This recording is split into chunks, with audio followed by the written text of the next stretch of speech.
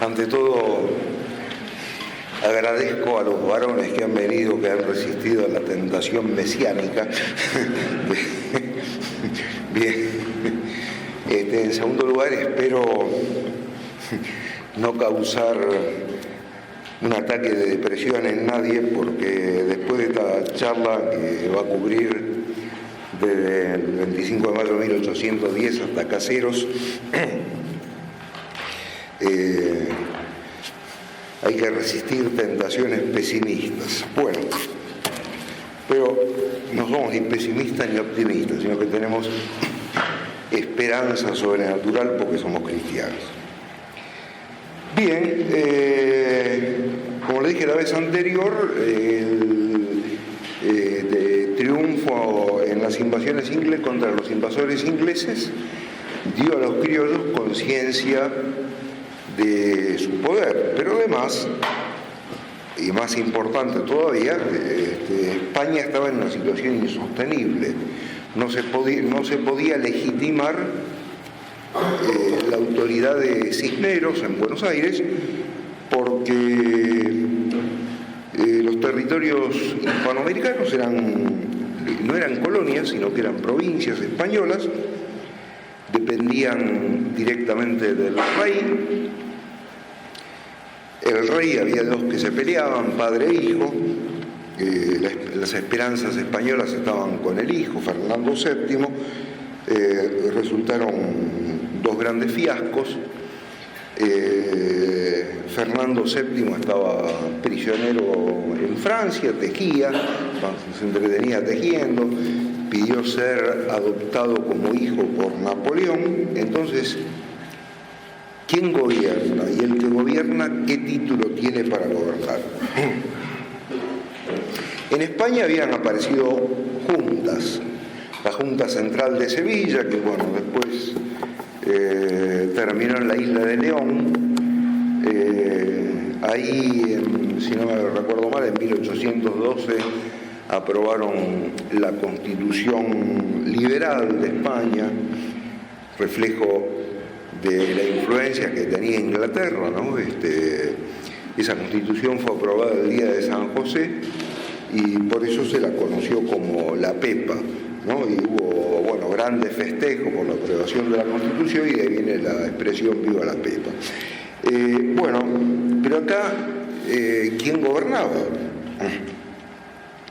Y entonces se convocó una reunión de vecinos, no de todo el pueblo, sino que la mayor parte del pueblo no intervino, sino que vecinos notables, y se llegó así al fin de la dominación española. Sin embargo, este movimiento tuvo dos raíces internas, dice Castellani, y una raíz externa o internacional. La raíz externa era la enemistad de Francia, que después de conquistar España quería adueñarse de los territorios hispanoamericanos. De eso acusaban a Liniers, falsamente, porque aunque era francés, Liniers fue un súbdito leal del monarca español. Bueno, pero sobre todo la enemistad de Inglaterra. Para no perder tiempo, le doy un dato, ustedes lo pueden conseguir, no digo que fácilmente, pero se puede conseguir. El British Community Council, el boletín del Consejo de la Comunidad Británica de Buenos Aires, en el volumen 5, número 7, es decir, expone cuál fue el influjo inglés en los sucesos de mayo. Después de eso no necesitan leer nada más. Castellani dice: si creen que en ese volumen los ingleses se alaban demasiado, pueden consultar también, por ejemplo, la historia de Francia del gran historiador Jacques Benville. Pero ese está más cerca de nuestro alcance, del boletín del Consejo de la Comunidad Británica. Por otra parte, son muchos los historiadores que dicen que detrás de lo que sucede estaban los intereses ingleses. Bien, esa fue la raíz externa. Las dos raíces internas fueron una razonable y otra bastarda. La razonable fue el mal gobierno de España. Los últimos Borbones habían cometido disparate tras disparate: la expulsión de los jesuitas, entregar el territorio de las misiones a los portugueses, enormes territorios, a cambio de la ciudad de Colonia, que ya había sido conquistada militarmente. Bueno,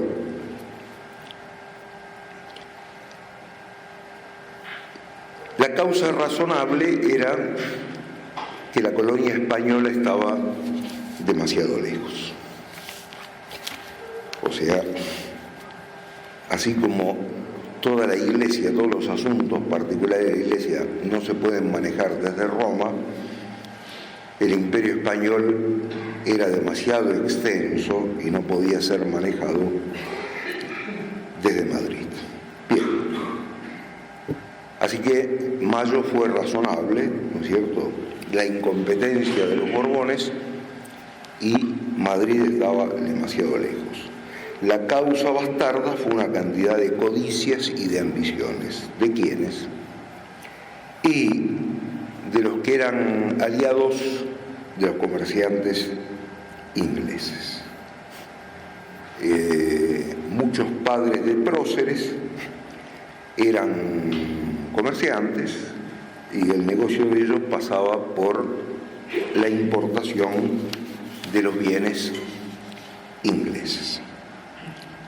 Bien, la independencia de Argentina, como de los demás territorios hispanoamericanos, es una cosa que tenía que producirse. Por ejemplo, España ayudó muchísimo en la independencia de los Estados Unidos, pero no lo hizo abiertamente como Francia, ¿no?, que dio un apoyo manifiesto a los revolucionarios norteamericanos. Además, la victoria sobre los ingleses se debe mucho más a los franceses que a Washington y el resto de los norteamericanos. España lo hizo ocultamente porque ayudar a los revolucionarios del norte era, en cierta manera, legitimar las aspiraciones independentistas que ya existían al sur de los Estados Unidos. Entonces, por ejemplo, en Estados Unidos existe la ciudad de Galveston. ¿Quién habrá sido Galveston? No, Galveston no fue nadie. Ese town viene de town, que significa ciudad, y Galveston significa la ciudad de Galvez. ¿Quién fue Galvez? Dice, a falta de uno hubo dos Galvez. Eran norteamericanos y tuvieron una actuación muy importante en la independencia de los Estados Unidos. Bien, hubo acciones de la flota española en el sur de Estados Unidos. España había creado la primera infantería de marina del mundo, y esa infantería de marina intervino en el estado de Florida, que, como ya dije, es mal llamado Florida. Bien, así que la situación era la siguiente. Argentina todavía, y como Argentina, el resto de lo que después serían países independientes, no estaban en condiciones de gobernarse por sí mismos. Y España ya no estaba en condiciones, mientras que Argentina todavía no estaba en condiciones de gobernarse, España ya no estaba en condiciones de gobernarnos. Esta fue, es decir, una gran desgracia. La Revolución de Mayo no fue una cosa monódica.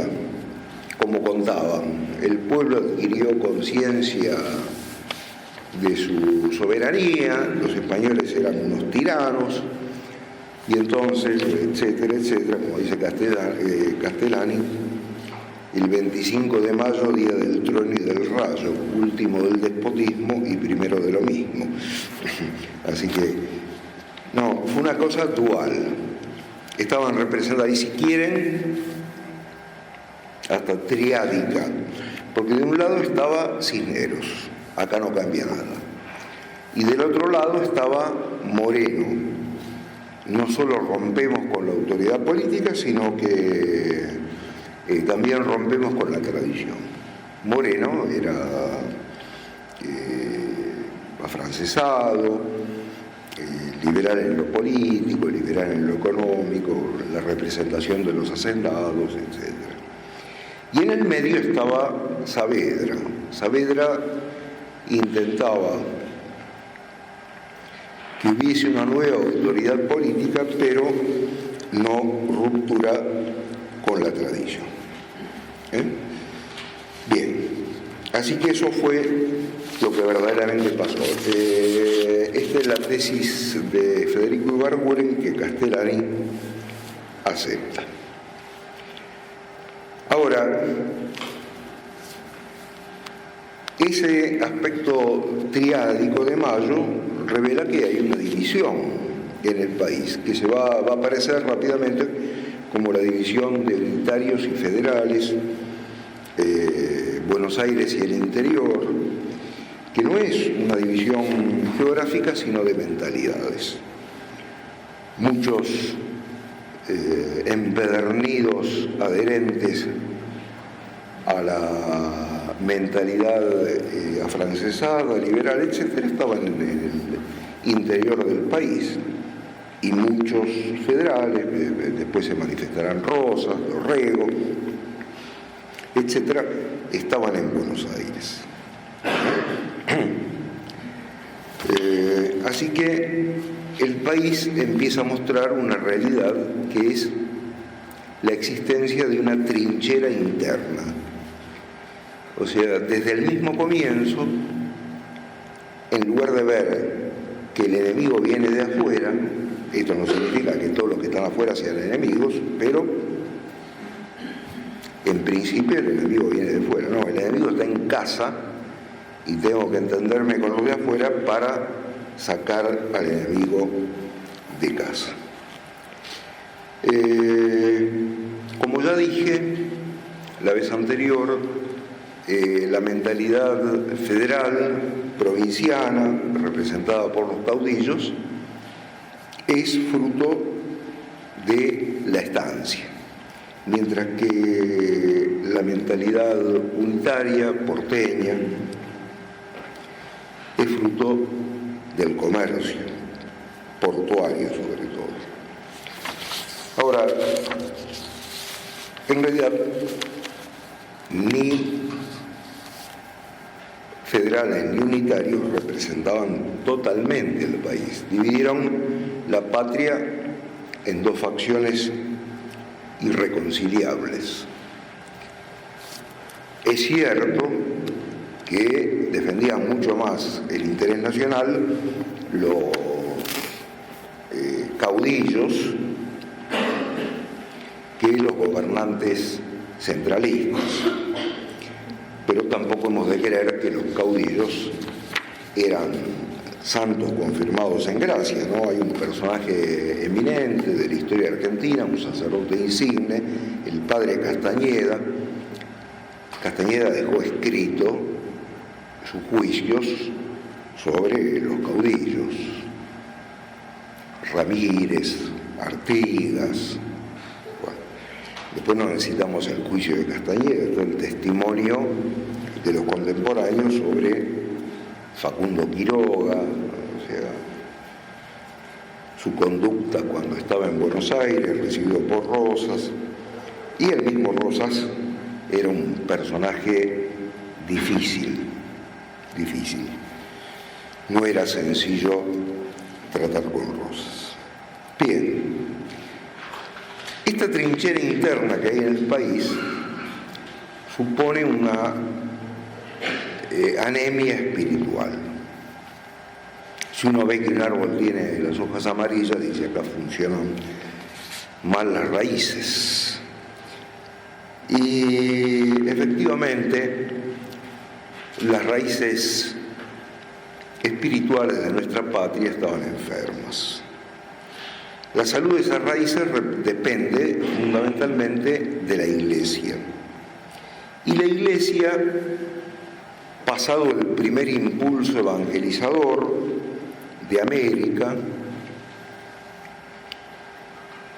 se arrutinó, se acomodó, es decir, eran todos religiosos exteriormente, de palabras, de cartelito, como dice Castellani, pero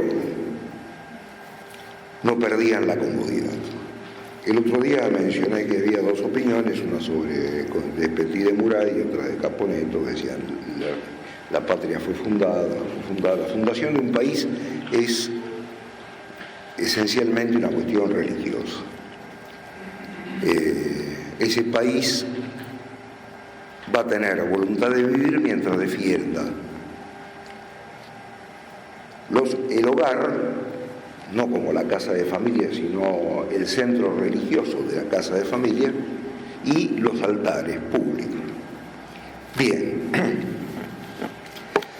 hubo una fundación de la patria, pero faltó mucho. En los años 40, Giovanni Papini, un literato italiano, católico, simpatizante de estos países, publicó un artículo que apareció en una revista colombiana. A mí me lo dio cuando estaba en Tucumán Pascual Viejo Bueno.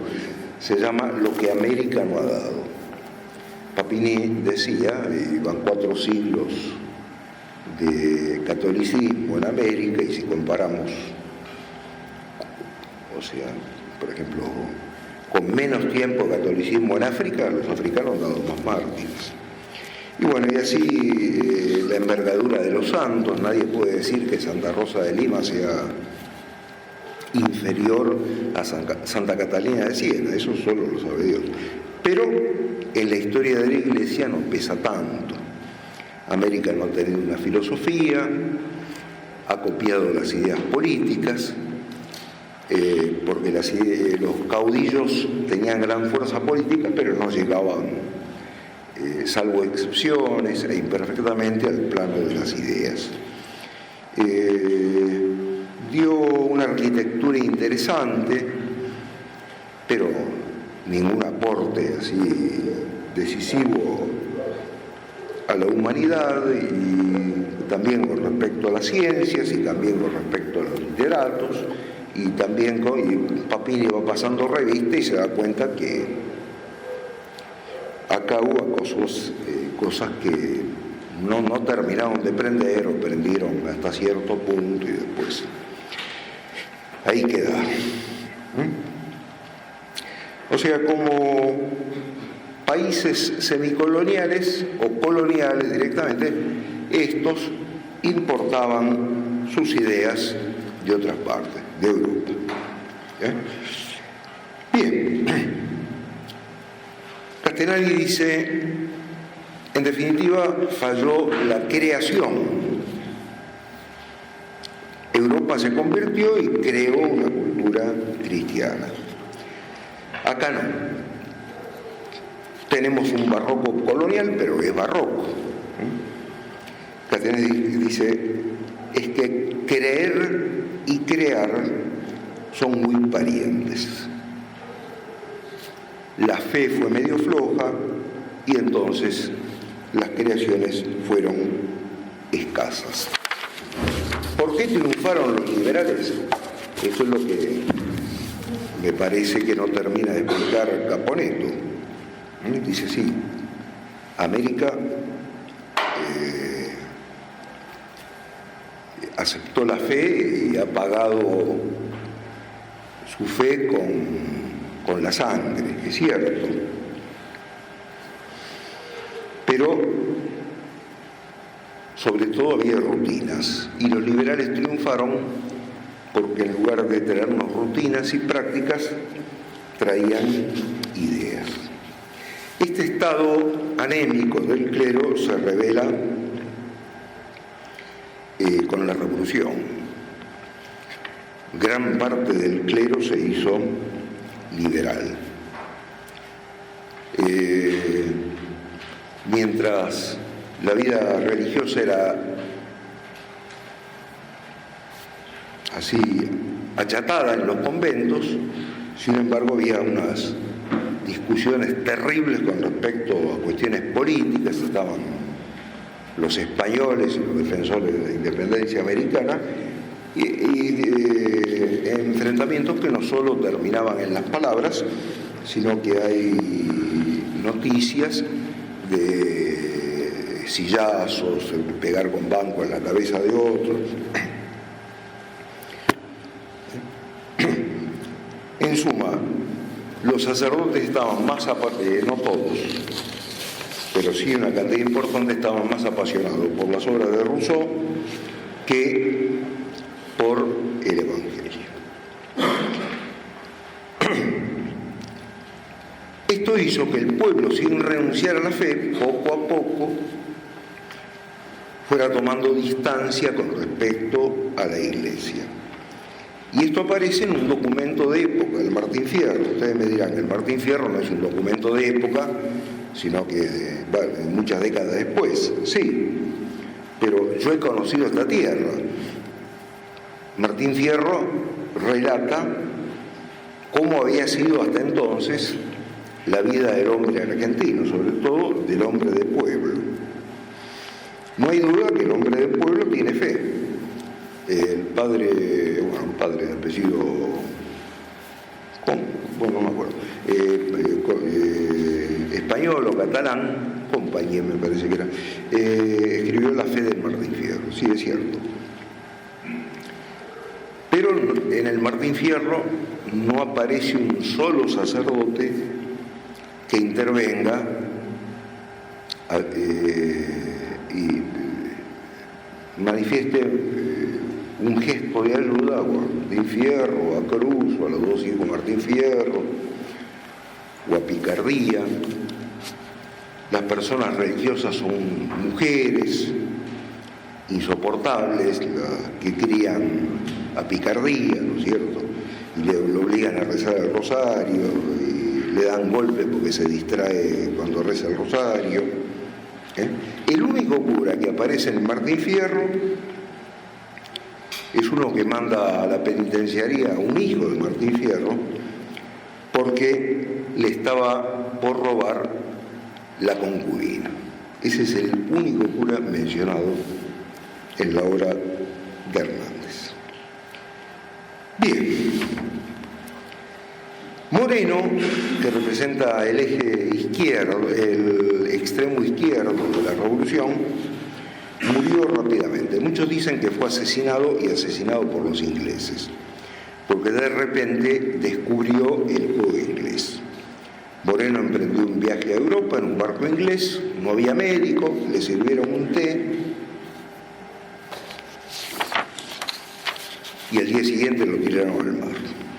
Bueno, entonces el vacío de Moreno es ocupado por Rivadavia, a quien Mitre llama el más grande hombre civil de los argentinos. Rivadavia estaba convencido de que era necesario achicar al país. Soñaba con el país municipal, Buenos Aires y alguna tierra como patio trasero, y el resto del país, el resto del país eran los 13 ranchos, las ciudades importantes del interior eran llamados ranchos por los unitarios.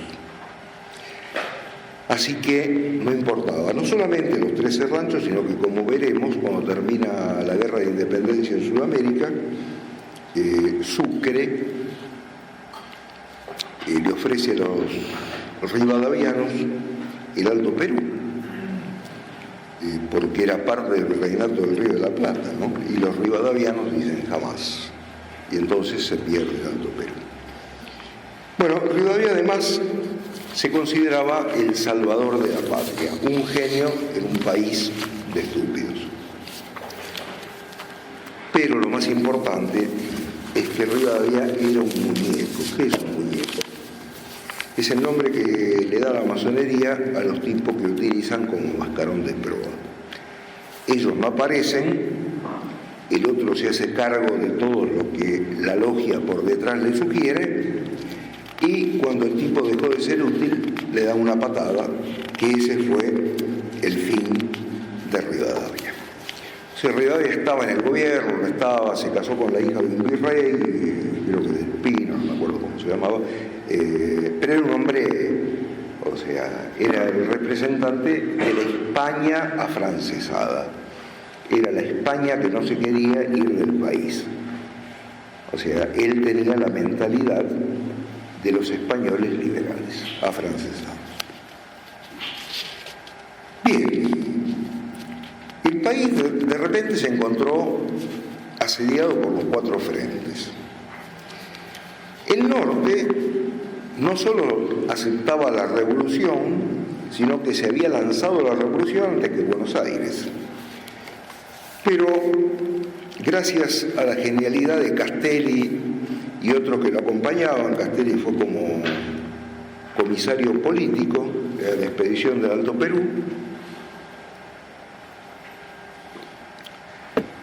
los actuales bolivianos se volvieron enemigos feroces. ¿Qué pasó? Y bueno, a Castelli y a su séquito les daba por profanar iglesias, hacían parodias de misa, etc. Y entonces los altoperuanos, muy religiosos, se convencieron de que los revolucionarios de Buenos Aires eran herejes. Y no solo eso es el comienzo de la pérdida del Alto Perú, sino que además los ejércitos que tenían oficiales españoles, no todos los oficiales eran españoles, la tropa era boliviana, se venían sobre el territorio argentino. Podrían haber perdido Salta, Tucumán, etc. Bien, eso gracias a Castelli.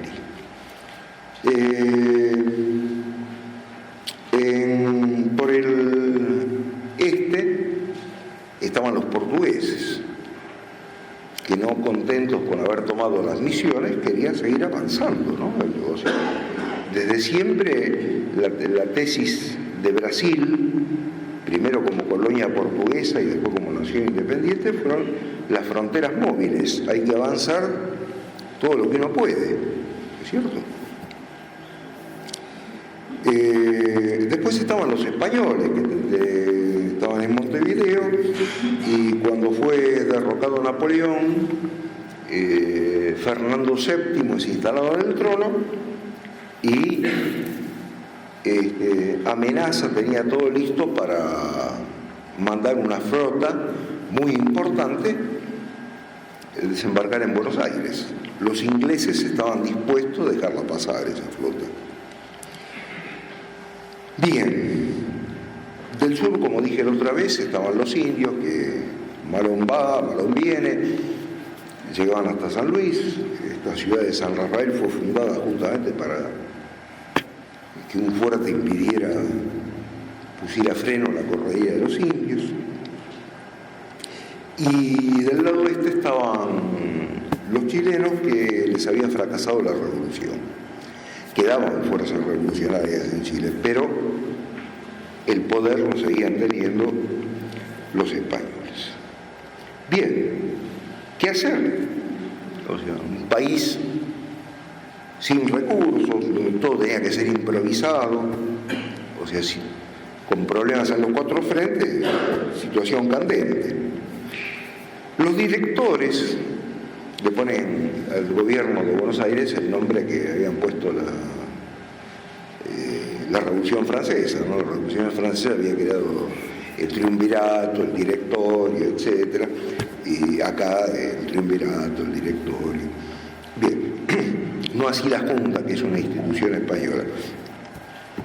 Los directores, Pueyrredón, Alvear, Rondó, Rodríguez Peña, eran hombres secreta y fuertemente empeñados en entregar a la nación, a la cual despreciaban, pero cuyo gobierno tenían en sus manos.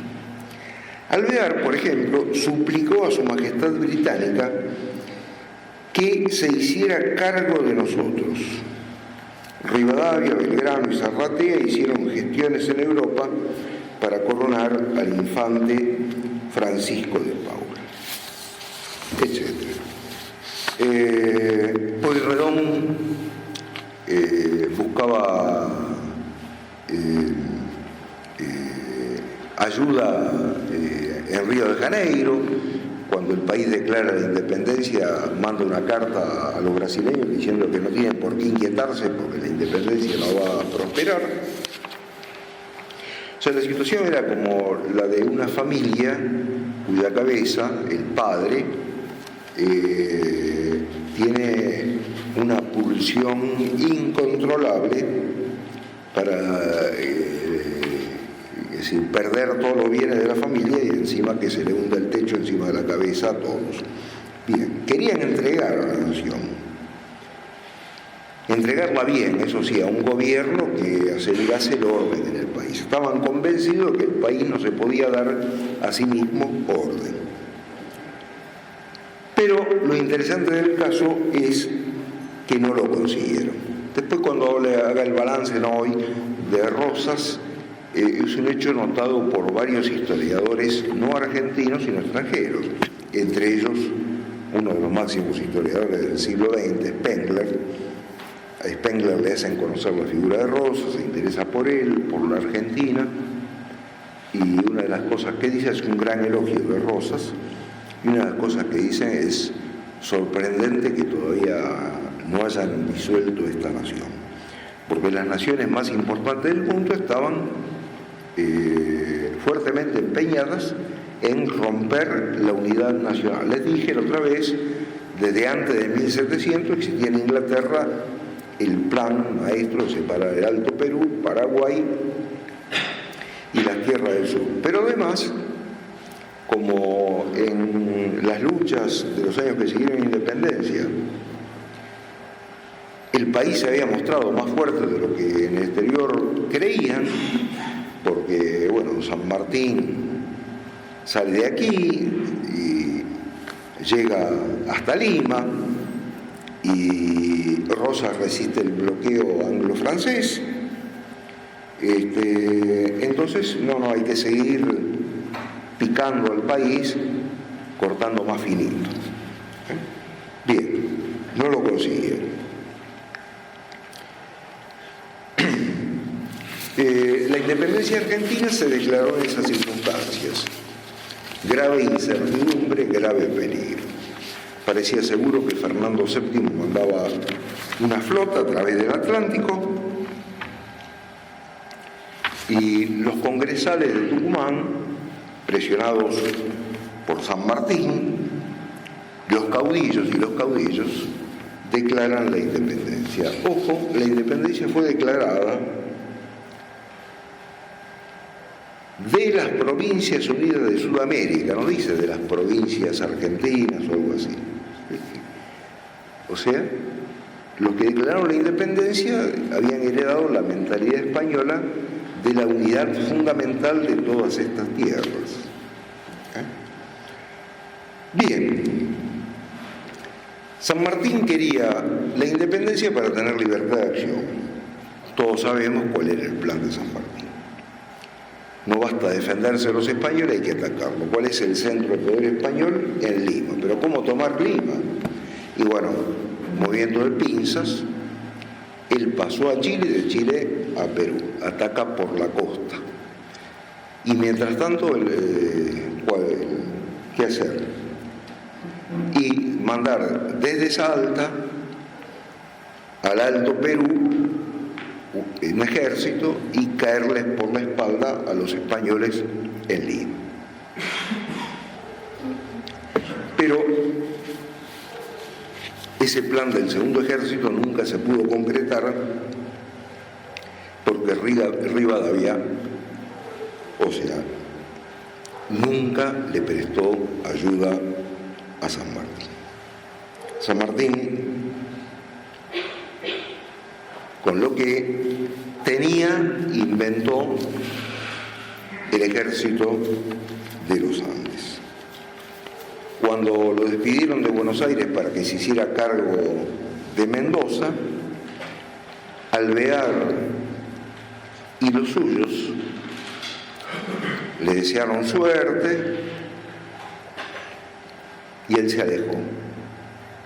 Cuando se alejó, los otros estallaron de risa porque decía, este loco cree que va a poder hacer algo.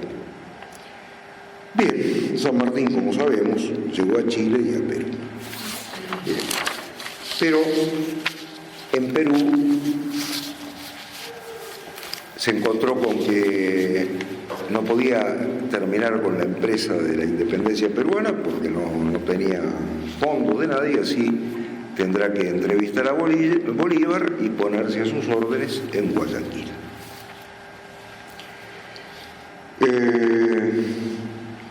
Mientras tanto, había que darle una constitución al país, por lo menos eso pensaban los unitarios.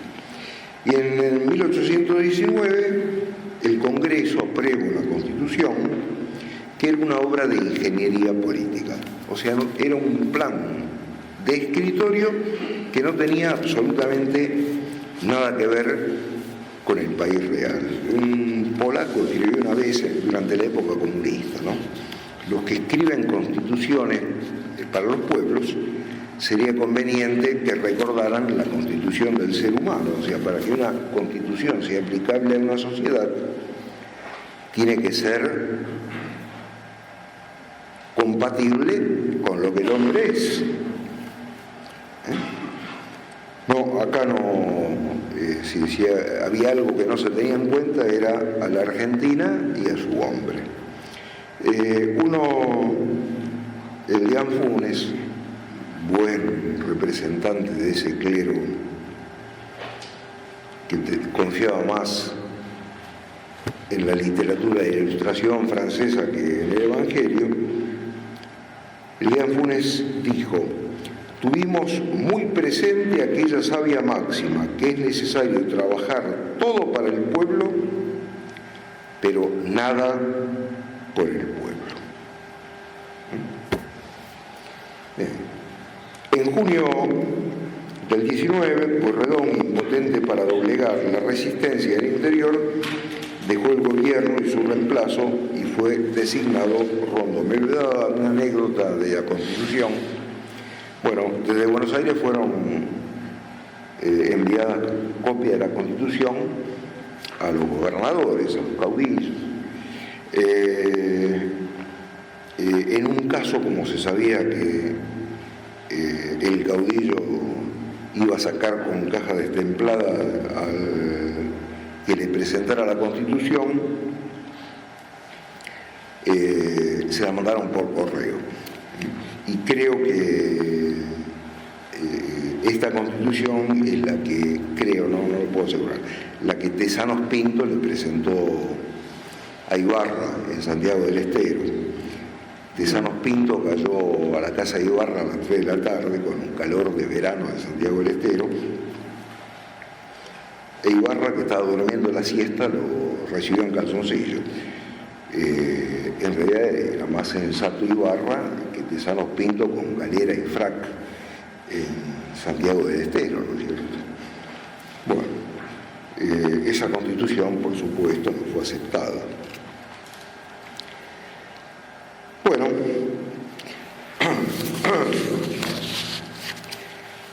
de 1821 a 1824 la provincia de Buenos Aires fue gobernada por Martín Rodríguez, pero como ya dije, el que realmente inspiraba la acción del gobierno era Rivadavia.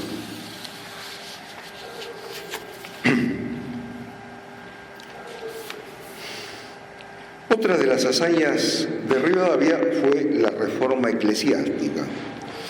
Guillermo Gallardo, que no era rosista, dijo que esta reforma eclesiástica había hecho necesaria la aparición de Rosas, porque escandalizó al pueblo. Fue un ataque a la Iglesia ¿Cómo fue atacada la iglesia? Bueno, disminuyeron el número de religiosos, pusieron una edad mínima para entrar a la vida religiosa, a los seminarios, y privaron a la iglesia de sus bienes raíces.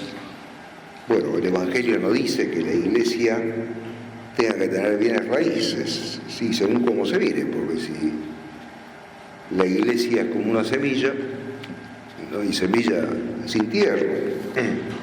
O sea, la gracia supone la naturaleza. El Evangelio dice que lo fundamental es el orden de la fe. Pero cuando una institución arraiga, bueno, requiere su solar, sus propiedades, etc. Esta táctica de privar a la iglesia de sus bienes raíces había demostrado su éxito en la Revolución Protestante en Inglaterra, porque había creado una clase terrateniente que tenía todo el interés del mundo en que Inglaterra no volviera a su antigua fe. Y fue proclamada como principio por Federico el Grande, Federico II de Prusia, protestante, ¿no es cierto?, amigo de Voltaire. Llamaban a la iglesia la infame y decían que para destruir a la infame había que quitarle las propiedades. Bueno, ¿Rivadavia fue masón? Sí, Rivadavia fue masón. Están divididos los historiadores, pero Rivadavia fue masón. ¿Cómo sabemos que fue masón? Porque antes de que se creara la presidencia en la Argentina, de Francia le envían una carta a Rivadavia con el título Señor Presidente. ¿Presidente de qué? Del Gran Oriente, que es la masonería francesa. Rivadavia fue masón. Pero lo que hizo no se explica por qué haya sido masón. Castellani opina que fue sobre todo un iluso. O sea, Mitre dice que es el más grande hombre civil de la tierra de los argentinos, y Castellani dice no fue de la tierra, sino que fue de la atmósfera, o sea, vivía en las nubes. Pero hay otros dos testimonios muy importantes sobre Rivadavia.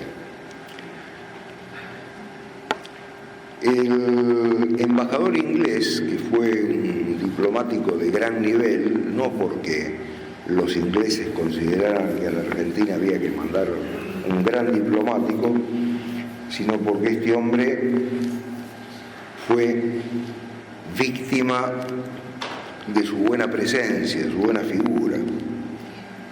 Era un diplomático europeo, estaba en Viena, donde se jugaba el destino de Europa después de la caída de Napoleón.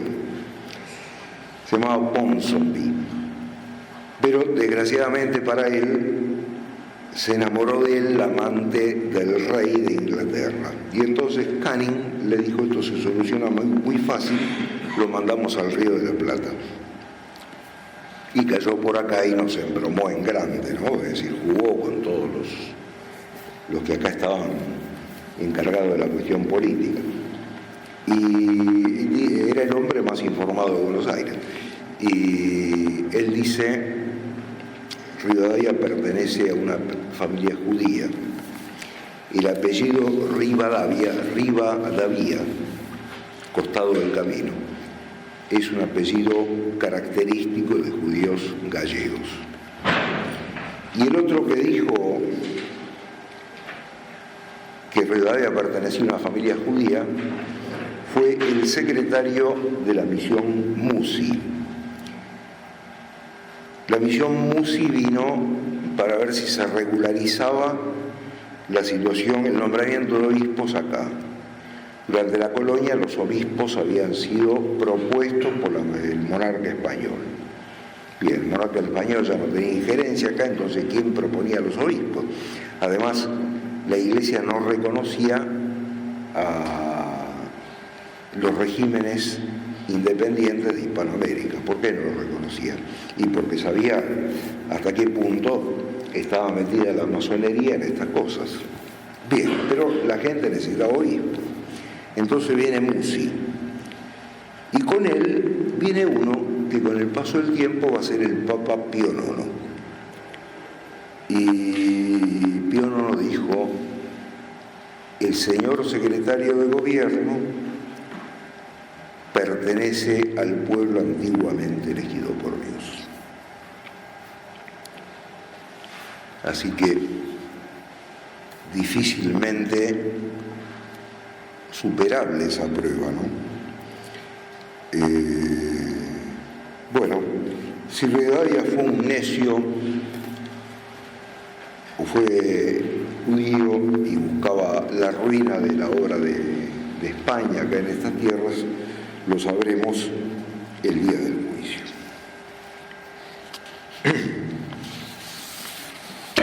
Inglaterra encontró dos procedimientos para dominar estas naciones sin necesidad de ocuparlas políticamente. El primero fueron los préstamos. Las personas mayores recordarán los préstamos que contrajo Martínez de Hoz. Tomar préstamos porque sí. Bien, los ingleses se mostraban generosos, porque sabían que el acreedor fagocita al deudor.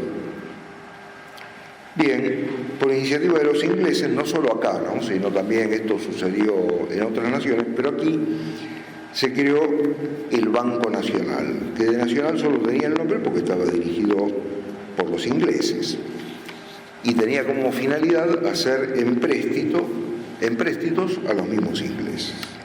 Bien, el más sonado empréstito es Baring Brothers. Rivadavia contrae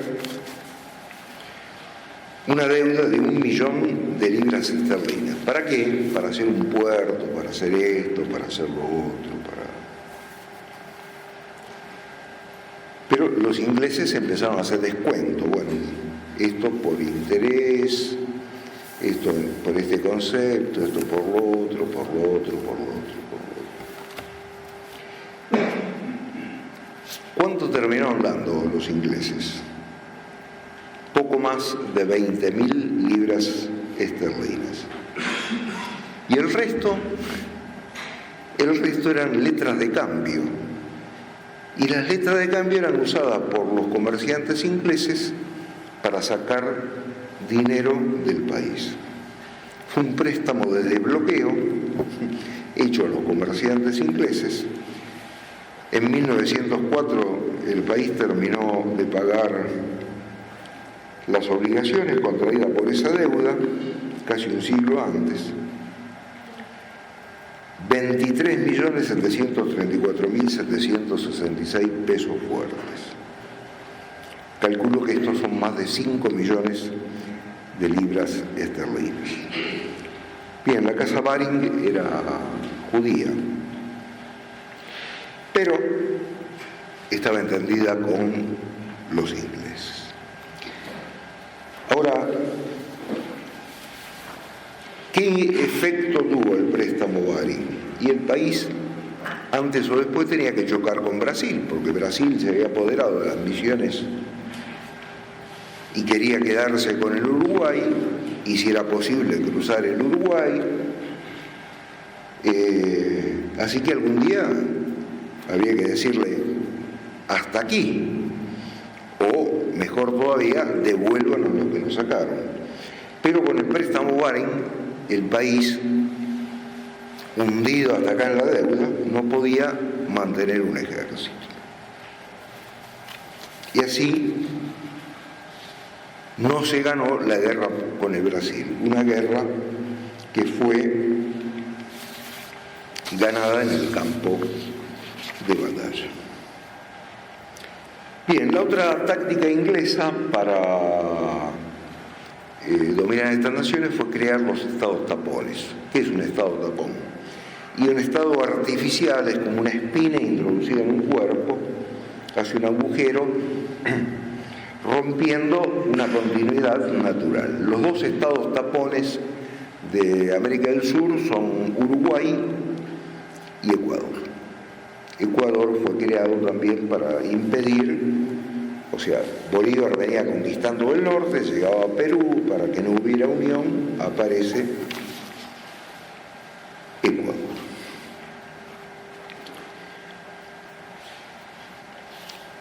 En 1826, Brasil se declaró libre de la dominación portuguesa. En realidad fue una cosa perfectamente acordada con Portugal. No fue una ruptura como la nuestra con la autoridad española, sino que ellos acordaron. El emperador del Brasil era de la familia real portuguesa. Durante la guerra napoleónica, los ejércitos napoleónicos invadieron Portugal, quisieron tomar Lisboa, no lo lograron, y la corte se había trasladado a Brasil. Bien, Brasil se declaró independiente y entonces un coronel que prestaba servicios en Montevideo, pero que era brasileño, portugués, el coronel da Costa, se rebeló y ofreció sus servicios a Buenos Aires y a los habitantes de la banda oriental. Todavía no se hablaba de uruguayos, porque los que habían nacido de aquel lado del Río de la Plata eran orientales. Hasta el mismo himno uruguayo, llamado uruguayo, la primera estrofa, ¿no? Dice, orientales, la patria o la tumba. Pero había que inventar una nueva nación. Buenos Aires no movió un dedo para ayudar a Da Costa. Así que los portugueses no tuvieron inconveniente en llevar adelante sus planes en lo que ahora es Uruguay. Pero los ingleses no querían que el Uruguay fuera una nación independiente, sino que no querían que Uruguay fuera una nación brasileña, una provincia brasileña, el estado cisplatino, como ellos lo llamaban, sino que querían que fuese una nación independiente, estado tapón. Entonces, ¿cuál era el procedimiento inglés? Tenían asegurado que la Argentina no triunfaría en caso de guerra porque no podía mantener un ejército económicamente. Tenían asegurado que Brasil no ganaría la guerra. ¿Por qué? Porque la mayor parte de la población brasileña eran esclavos. Brasil vivía de sus inmensas haciendas, donde se cultivaba el café y la caña de azúcar. Ahora, indios esclavos. Los esclavos más bien tenían ganas de que Argentina ganara la guerra, porque en ese caso colapsaba el Brasil y ellos tenían la oportunidad de ser libres. De modo que cuando Brasil intenta quedarse con Uruguay, el ejército argentino triunfa en Ituzaingó. Los brasileños, que tenían gran cantidad de tropas extranjeras, salen disparados y así queda para la Argentina la marcha de Ituzaingó. Era la marcha que habían preparado los brasileños para celebrar la victoria, pero bien. Es decir, dejaron la marcha, todo lo demás, y trataron de salvar la vida. Hay muchos indicios de que esa marcha había sido compuesta por el emperador del Brasil, que era un gran músico. Bien, la victoria de Ituzaingó se obtuvo porque Lavalle no quiso entrar en la componenda de Alvear. Alvear ya estaba decidido a entregar todo.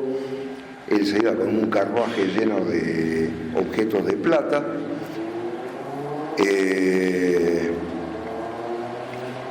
Pero Bueno, Lavalle se rebeló, salió disparando, creyeron que huía, Alvear lo declaró traidor y ordenó que donde fuera tomado prisionero se lo fusilaría inmediatamente, pero en realidad Lavalle iba buscando cruzar un curso de agua que tenía un paso lejos para caerle al ejército brasileño que estaba en la otra orilla desde el costado, y los destrozaron a los brasileños. Fue la caballería argentina, los uruguayos dicen que fue también la caballería uruguaya, que sí, pero no, como dije, no existía la caballería uruguaya, que hicieron una masacre del ejército brasileño, muchos de ellos alemanes, mercenarios alemanes. Bien, así que Brasil no iba a ganar militarmente, pero Argentina no iba a ganar políticamente, porque podía ganar una batalla, pero no ganar la guerra. ¿Cómo terminó el asunto? Y ya es hora de que vaya terminando esto, y no he entrado con Rosas, pero voy a ser muy breve. ¿Cómo terminó el asunto? Rivadavia envió al ministro Manuel José García a Río de Janeiro a entregar lo que fuera. Rivadavia necesitaba el ejército de vuelta para luchar contra los caudillos. Lo que pasara en Uruguay no le interesaba en absoluto, y García entregó la banda oriental y aceptó pagar indemnizaciones de guerra. Se armó un tremendo escándalo en Buenos Aires y Rivadavia salió eyectado del país, no pudo volver, murió en Cádiz. Bien, Dorrego, gobernador de la provincia de Buenos Aires, sus días estaban contados porque dijo que iba a mirar para otro lado con respecto al pago de la deuda Baring Brothers. Cuando Lavalle viene al frente del ejército que había peleado en Brasil, se subleva contra Dorrego, lo toma prisionero y lo fusila en Navarro. Bien. Lavalle gobierna en la provincia de Buenos Aires. El único año del siglo XIX en que hubo más muertes que nacimientos en la provincia de Buenos Aires fue el año del gobierno de Lavalle. A los adversarios políticos, entre otras cosas, los ataban a la boca de los cañones y disparaban. Ese método fue usado por los ingleses en la India. Pero, o sea, como decía Napoleón o Talleyrand, las bayonetas sirven para cualquier cosa menos para sentarse de encima. Uno no puede gobernar solamente por la fuerza. Lavalle se dio cuenta que no podía seguir gobernando, faltaba el mínimo de consenso, y se retira. Bueno, queda el camino abierto para Rosas. Rosas asume, tiene una situación dificilísima, y ya al cabo del primer gobierno está cansado, muy cansado, y quiere renunciar. Pero los federales, Rosas estaba además sostenido por Encarnación Ezcurra, su mujer, no lo dejan renunciar. Entonces Rosas dice, bueno, al desierto, a ver si solucionaba en parte el problema del indio. Contra lo que era Roca, Rosas intenta entenderse con los indios, y así resulta compadre de caciques indios, etc. Bien, pero en la campaña del desierto fue traicionado por los mismos federales, no por todos, pero sí por caudillos, porque se estaba haciendo muy poderoso. Es decir, ellos querían que hubiera varios caudillos, pero no uno que prevaleciera. Bien, vuelve a Buenos Aires más desanimado todavía, y por ese tiempo se produce el asesinato de Facundo Quiroga. Y entonces Rosas se da cuenta y dice, hay que salvar al país y me tengo que salvar yo. Y a Dorrego lo fusilaron, a Facundo Quiroga lo fusilaron, una larga lista de personajes federales prominentes fusilados. Dice, evidentemente es una guerra, hay que resistir. Y entonces acepta la suma del poder público. No tengo tiempo, ya hace más de una hora que estoy hablando, o casi una hora, para contarle lo que fue el gobierno de Rosas. Ya le dije, provocó la admiración de Spengler, el autor, entre otras obras, de La decadencia de Occidente. Ahí él habla de Rosas en un libro que se llama Tiempos decisivos, en la parte final de ese libro. El mexicano Carlos Pereira, que tiene una historia de América, tiene un libro dedicado a conflicto entre Rosas y Thiers, que era el primer ministro francés. José Vasconcelos, gran escritor, rector de la Universidad Autónoma de México, etc., encuentran imposible que Rosas haya resistido. No les voy a contar todas las sublevaciones que tuvo en el norte, en la Mesopotamia, Corrientes, los choques con los brasileños, los líos con los paraguayos, la intervención de Francia 2 veces, Francia e Inglaterra, los líos que tuvo con Chile porque los unitarios se iban a Chile y le ponían la pulga en la oreja a los chilenos ofreciéndole provincias y le daban apoyo contra Rosas. Y Sarmiento es el creador, en estos años en que actuó como periodista en Chile, del movimiento que reivindica la soberanía chilena de la Patagonia, Magallanes,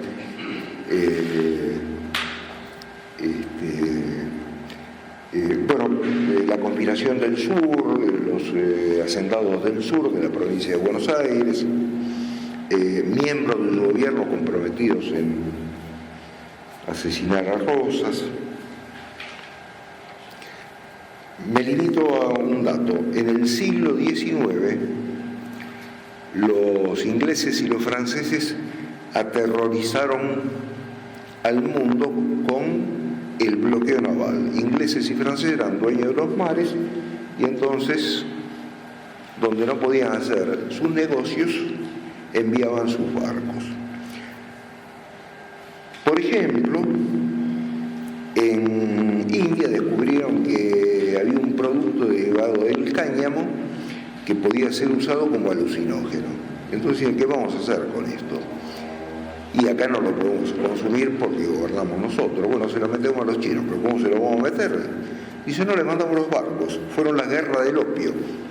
Varias guerras con millones de muertos, pero es el origen del problema actual de las drogas. Cuando los ingleses desde entonces ocuparon Hong Kong, y cuando China,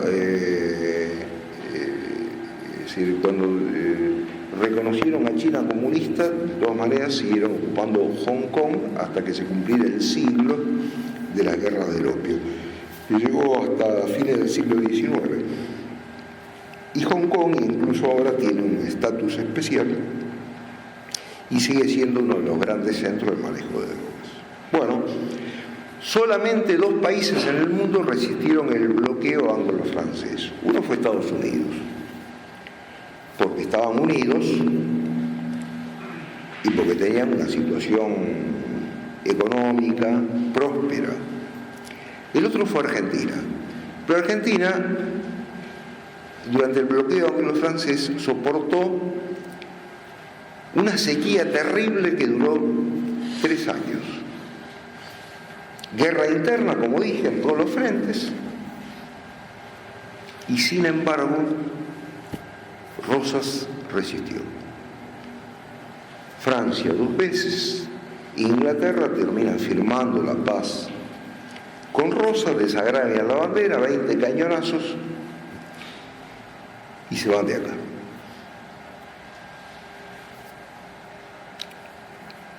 Durante esos años de lucha contra los que lo invadieron,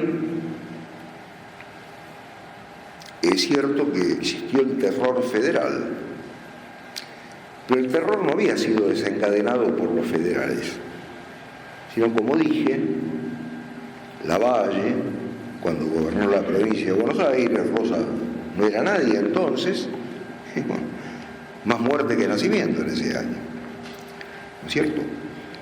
Y además una cadena de crímenes políticos mostraban que los unitarios no iban a dejar títere con cabeza, por lo menos entre las figuras importantes. Bueno, en Buenos Aires, durante el llamado terror federal, murieron poco más de 40 personas. José Mármol escribió las tablas de sangre, ¿no es cierto?, donde le pagaban por muerto que hiciera intervenir en la tabla de sangre. Después le publicaron las otras tablas de sangre, donde figuraban los muertos federales. En el primer año del gobierno de Urquiza, tras la caída de Rosa, hay más muertes políticas que durante los casi 30 años que gobernó Rosas. Rosa, sin embargo, tenía defectos. Hablaba poco, humillaba a la gente,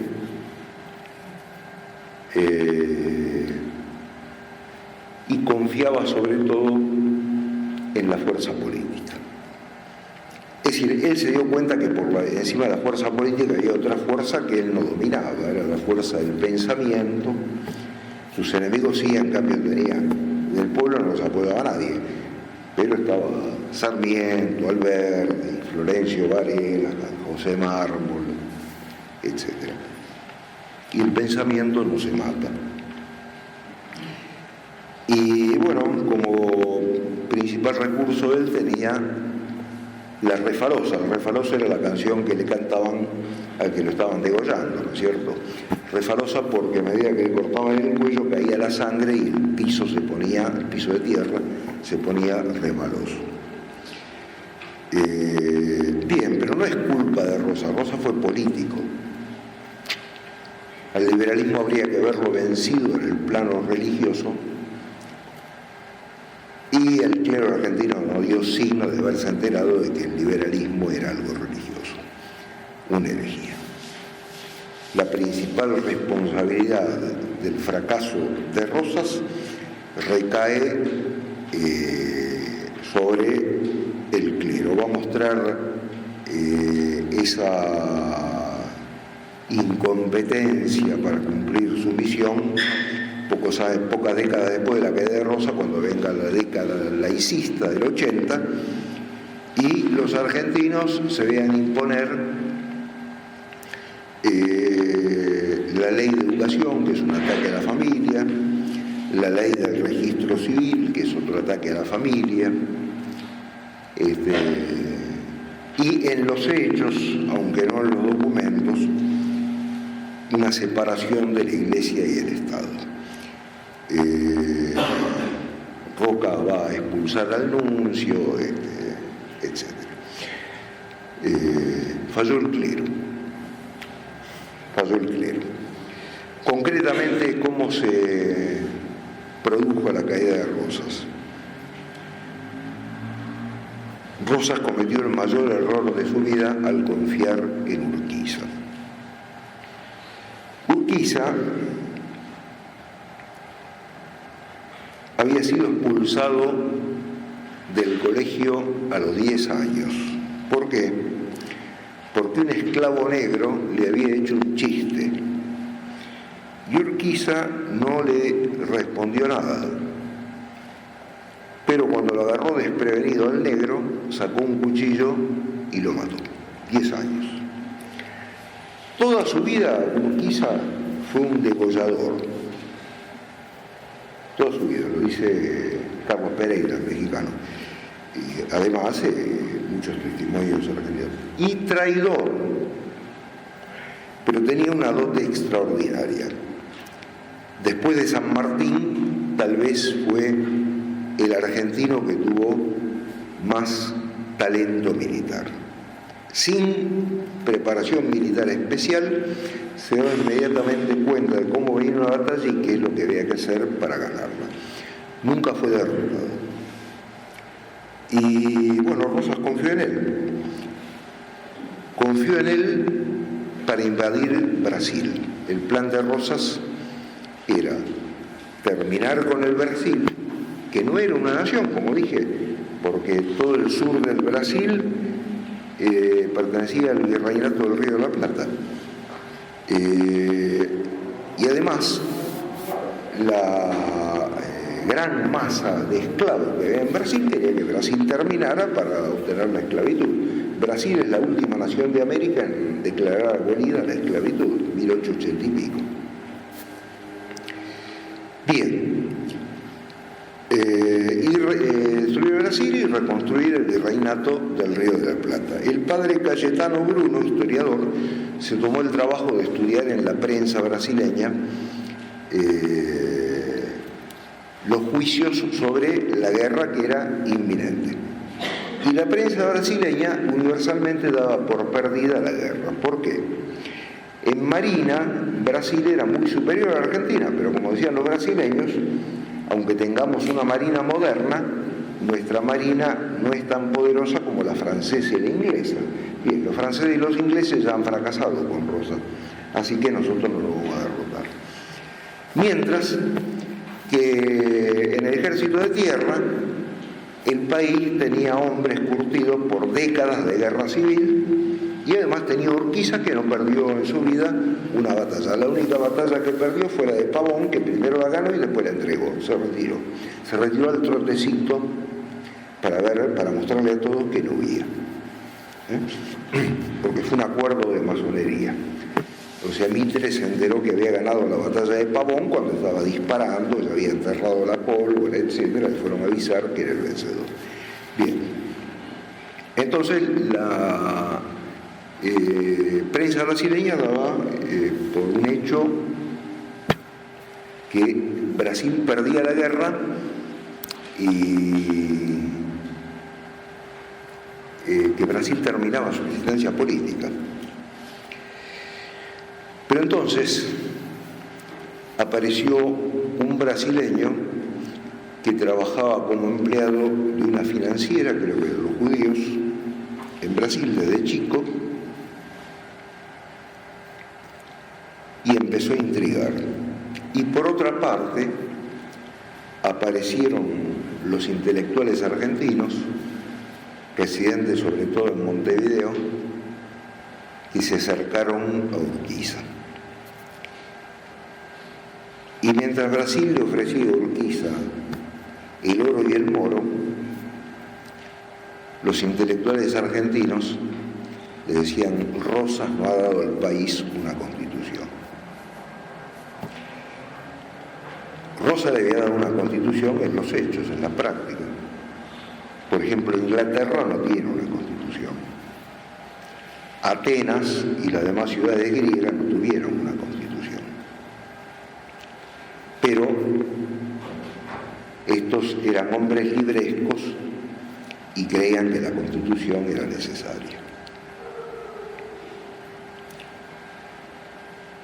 Y además Rosas había humillado a Urquiza, porque Urquiza, además de traidor y asesino, era ladrón.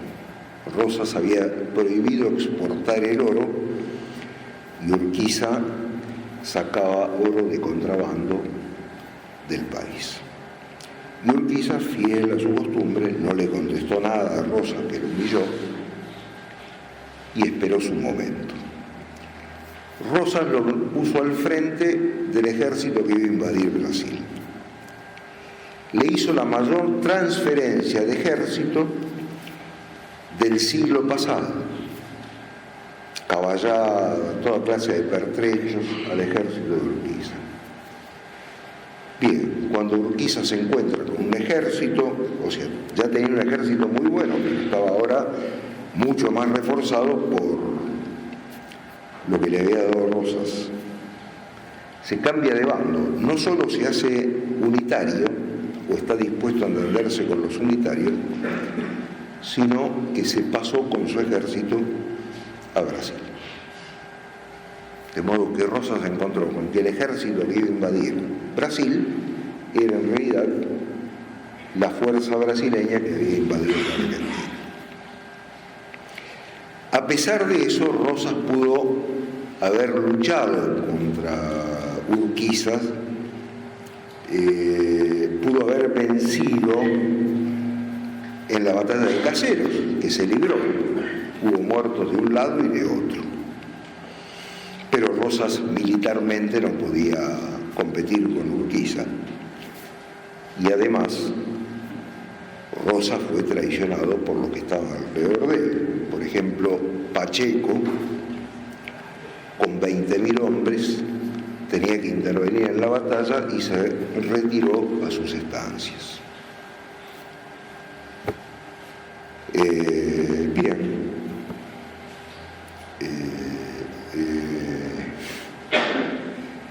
Uno de los signos argentinos es que estaba en Salta y de repente me encuentro en la esquina de Ituzaingó y Caseros. Fue imposible. Ituzaingó es una victoria argentina y Caseros es una victoria brasileña. No, señor, es una victoria nacional porque triunfó la democracia, la Constitución, ¿sí? Pero ganaron los brasileños. Se perdió para siempre la posibilidad de reconstruir el virreinato del Río de la Plata. Uruguay quedó definitivamente fuera de lo que es la Argentina, Paraguay también. Paraguay lo iba a pagar años después con la tragedia de la Triple Alianza. Y Bolivia, una nación sin costas, bien.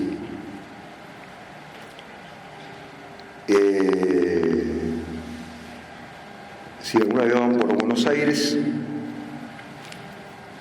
y tienen tiempo para recorrer el centro, Palermo, no, la zona más bien de Palermo, Recoleta, hay dos estatuas que se destacan. La de Carlos María de Alvear, que es una estatua de gran valor artístico, hecha por un francés. Está ahí cerca del Museo de Bellas Artes, Facultad de Derecho, más o menos por eso. Y la otra, la estatua de Urquiza. ¿Dónde se levanta la estatua de Urquiza? Ahí cerca. ¿Dónde? Es decir, mirando a lo que era la Casa de Rosas, la construyeron ahí. Y la estatua de Sarmiento, que está ahí nomás, exactamente donde estaba la Casa de Rosas. Lo primero que hizo Sarmiento cuando se enteró que había caído Rosas, cuando él llega a Buenos Aires y la Rosa había caído, lo primero que hizo fue ir corriendo a la Casa de Rosas y empezar a ver todas las cosas. Bien, es el signo de que la antipatria ha vencido, pero ha vencido hasta por ahí nomás, porque Rosas no solo crea jurídicamente la nación argentina, o sea, si ustedes leen el preámbulo de la Constitución, habla de pactos preexistentes. Los pactos preexistentes son los que firmaron Rosas y Estanislao López, Tratado de Pilar, y al que se fueron incorporando las otras provincias y así se crea la Argentina. Sino que durante los 30 años que gobernó, infundió en el pueblo la idea de la nación argentina. Como les dije, la independencia habla de las Provincias Unidas de Sudamérica, ¿no? La idea de la argentinidad. Ese es el triunfo político de Rosas. La Argentina no ha desaparecido y esperemos que no desaparezca. Y esperemos que haya ganado esta noche, ¿no? Si alguien quiere hacer una pregunta, sí. Padre, usted habló un poco de la falda del clero en los Sí. ¿Hay alguna bibliografía que hable de la historia de la Iglesia Católica Argentina? Bueno, hay libros que son historias de la Iglesia, pero que, como dije la otra vez, lo dice Castellani, son repeticiones son listas de nombres, fechas, etcétera. ¿Quién fue obispo de tal lugar en tal año? ¿Quién era párroco? ¿Quién hizo tal parroquia? Y de ahí no pasan. No, Castellani dice que falta, no sé si en este momento existe, pero que falta una buena historia eclesiástica argentina y que los buenos libros de historia contemplan la parte civil, pero no la parte eclesiástica. Justamente la Carta a un Trapense de Petit de Murat es un intento de entender la historia argentina a partir de una deficiencia religiosa. Sí. Dos cositas. Con respecto a lo que decía de Castañeda, sí, y la opinión que Castañeda tenía de los caudillos, sí, esas opiniones Castañeda las manifiesta en la década del 20, sí, cuando todavía no está muy diferenciado. En realidad la diferenciación se produce después del fusilamiento de Orrego. Y después de esa fecha es que Castañeda, en uno de los tantos destierros que sufre, entra en contacto con Estanislao López, sí, y ahí él cambia su idea, sí, tanto respecto a Estanislao López como del mismo Rosa. Él al comienzo había entendido que el federalismo era anarquía. Al final de su vida, y bueno, muere ahí nomás en el 32, él advierte en el federalismo la posibilidad de mantener la tradición. Está bien, tiene razón. Castellani lo dice, yo no lo dije acá, pero Castellani lo dice, que había tomado distancia de los dos partidos, pero después vio que con uno podía entenderse, que eran los federales, y que los otros hacían imposible cualquier clase de entendimiento porque iban contra la fe y contra la patria. Claro, porque lo que él tiene clarísimo y es buenísimo leerlo es la oposición al liberalismo. Sí, sí, a Rivadavia, ¿no? Con la cantidad de periódicos que publica y todo eso, y bueno, por eso... Y lo otro, padre, respecto del papel que tuvo el clero, e incluso cómo fue disminuyendo el poder de la Iglesia en lo social, ahí también hay una deuda historiográfica que es con respecto a la guerra religiosa que hubo en la Argentina. Usted mencionó lo de Castelli allá en el Alto Perú. Sí. Bueno, yo me he encontrado curiosamente cosas que la verdad no había leído en ningún libro, que no solo hubo una reacción contra la reforma religiosa en Buenos Aires, sí, sino también en el interior. Y que además hubo ataques, profanaciones de templos, actos realmente impíos, como se decía en la época, por los ejércitos unitarios prácticamente en todos los lugares donde iban pasando. Sí. Eso no está dicho. Por parte del pueblo hubo una reacción contra esa actitud impía, laicista, etc. Y eso se va a mantener hasta la época de Roca, que es el que impone, el que hace triunfar la Argentina laicista, ¿no es cierto? Con su ataque a la familia, la educación, y la política violenta que tiene con respecto a la jerarquía eclesiástica.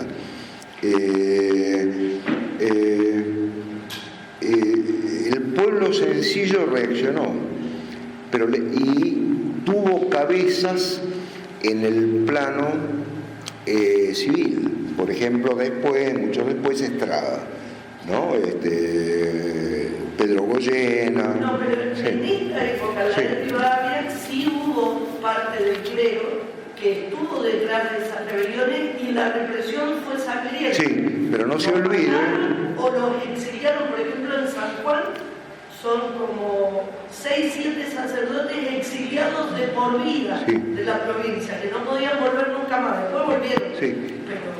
Ahora, no se olvide que hubo sacerdotes que se opusieron, por ejemplo Castañeda, que fue desterrado, como usted dijo, pero que la mano derecha y los tipos que si estaban con Rivadavia y le gerenciaban la reforma eclesiástica eran sacerdotes.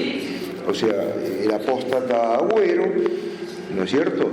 Castro Barro, que iba para el lado del viento.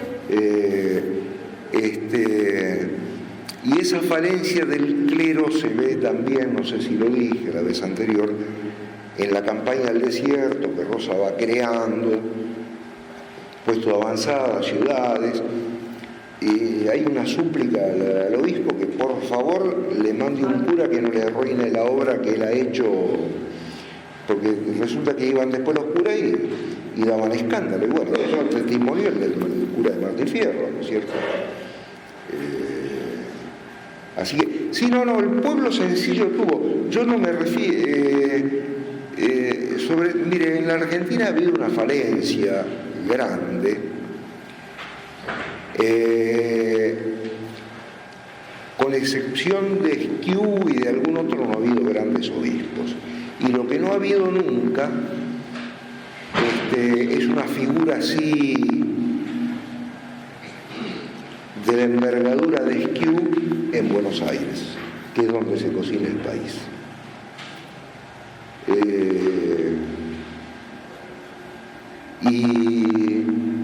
O sea, yo la crítica que le di al padre Petri de Murat en Carta a un trapense es que él insiste mucho en el papel del monje. Es cierto que el papel del monje es importante y es fundacional, pero es más importante el papel del obispo. O sea, la cristiandad nace fundamentalmente a partir de los grandes obispos, y el monje vino detrás y, o sea, se hacía dueño del terreno, pero lo arquitectónico, así, el hombre de visión que puede anticipar el futuro y sale al cruce de los problemas actuales, pero captados en su raíz, es el obispo. No ha habido, incluso Esquiú fue ingenuo, después se dio cuenta de su error, pero Esquiú es el orador de la Constitución Nacional. Y la Constitución Nacional, o sea, una vez yo escribí eso y sin aludir, sin mencionarme, Caturelli sacó en la misma revista donde yo publiqué, no sé si este artículo o el siguiente, este era el número 3, el que salió en Gladius, el siguiente, es decir, venía mi artículo y a continuación de Castelli, en el mío, yo ponía la crítica de Castellani que Esquiú se había dado cuenta demasiado tarde de su error de apoyar la Constitución Nacional.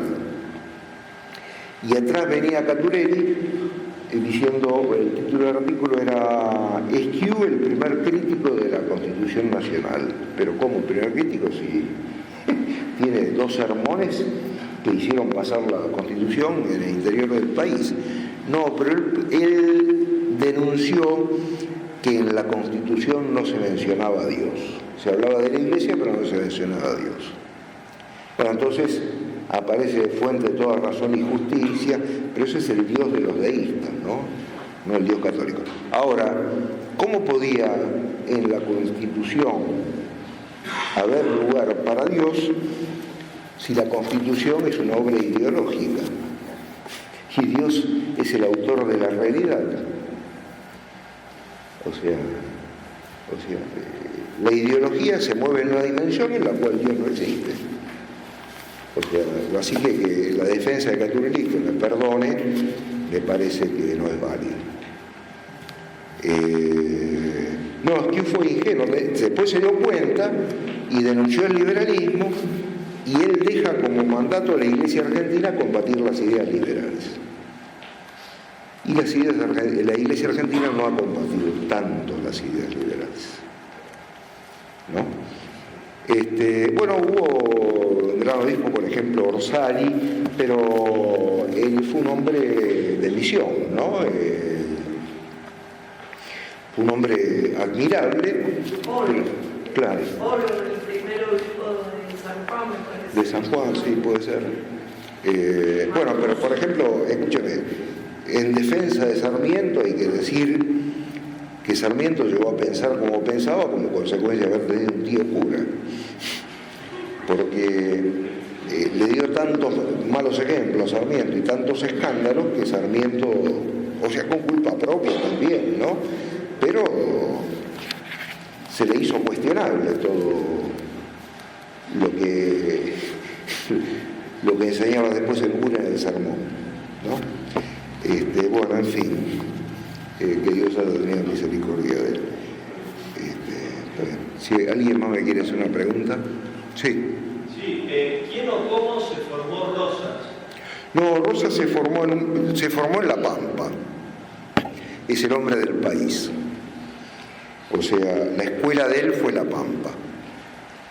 Los padres tenían campo, pero además Rosas, de familia, se ve en el retrato de él, era descendiente de una casta noble, era godo. Spengler dice eso, ¿no? Era de raza germánica, un hombre de cabello rubio y ojos celestes. Era de los godos españoles, germanos, que habían venido a América. Todavía en Venezuela los que son españoles puros los siguen llamando los godos. San Martín a los españoles los llamaban los godos. Bueno, esa herencia, el medio se forma en La Pampa, o sea, Castellani dice que sabe más el que puede montar un caballo que el que puede manejar la máquina más compleja, ¿no? Porque un caballo es mucho más difícil que una máquina. Y después se formó en un colegio particular en Buenos Aires, no tuvo estudios especiales, pero era un hombre de inteligencia muy clara, tenía facilidad para redactar, como se ve en sus cartas, una gran percepción política. Rosas fue un héroe, no fue un santo. Hay veces que los nuestros quieren hacerlo pasar como un santo. No, Rosas no fue un santo.